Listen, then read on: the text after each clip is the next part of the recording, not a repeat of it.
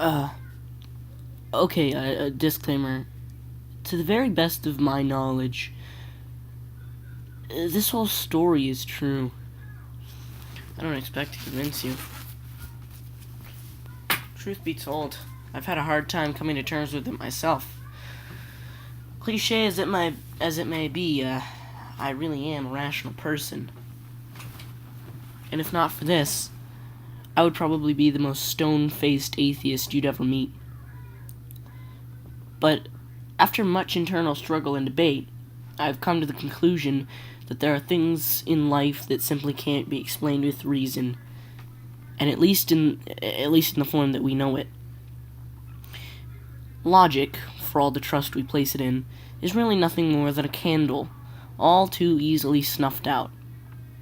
And when it's gone, we are left alone in the dark, and everything we would scoff at by daylight suddenly becomes very believable. Alright, before I go way too melodramatic, here's my story. I was very young, only about 4 or 5, at most anyway, before either of my siblings were born. It was just Mommy and Daddy and me, living in our little house in Great Bend, Kansas. Very quaint. We were a young family, without much money, and most of our furniture was secondhand. It was the middle of the day.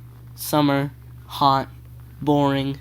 I was playing marbles by myself on the thin carpet beside the huge, old, flower-patterned couch.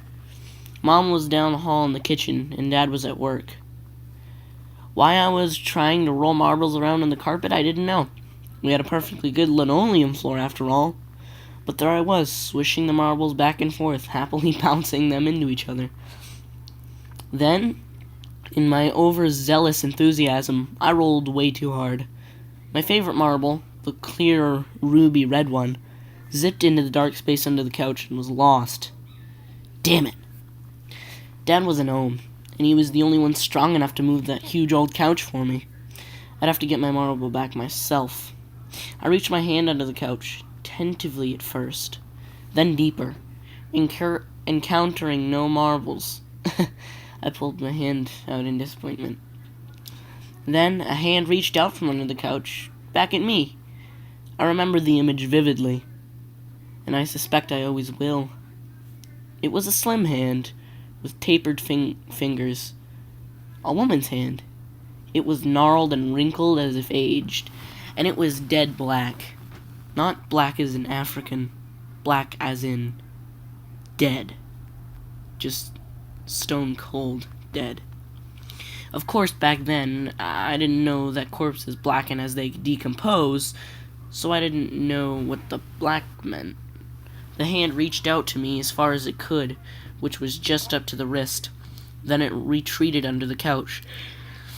Then it emerged again, this time pushing with a little crumpled-up plastic bag with a logo on it I didn't recognize. It waited, as if expecting me to take the bag. Then, when I didn't, it pulled the bag back under the couch and was gone. I got up, walked down to the kitchen, and told my mommy what had happened. Why didn't I run screaming, or at least run? I don't really know. All I can say is, I was a little kid. A hand reaching out from the couch at me didn't seem like a huge deal. I hadn't yet learned what was and was not permissibly in reality. I had no worldview. Mom was skeptical, but walked me back to the couch and explained how I was probably imagining things. She even raised her hand on the couch to convince me that there was nothing down there. Later, Dad lifted the couch up for me, and the only thing under it was, of course, my missing marbles. Plus a few more marbles I didn't even remember losing. But here's the scary part. For years I remembered this. I even developed a world fantasy of little hand people living under the couch, and I, in my childlike innocence, believed that they would catch me and take me away if I ever reached into their domain again. Then, as I grew older, I wrote the memory off as a dream I had as a child. Cute, but silly. Then a few years ago, I recounted the story to my mother.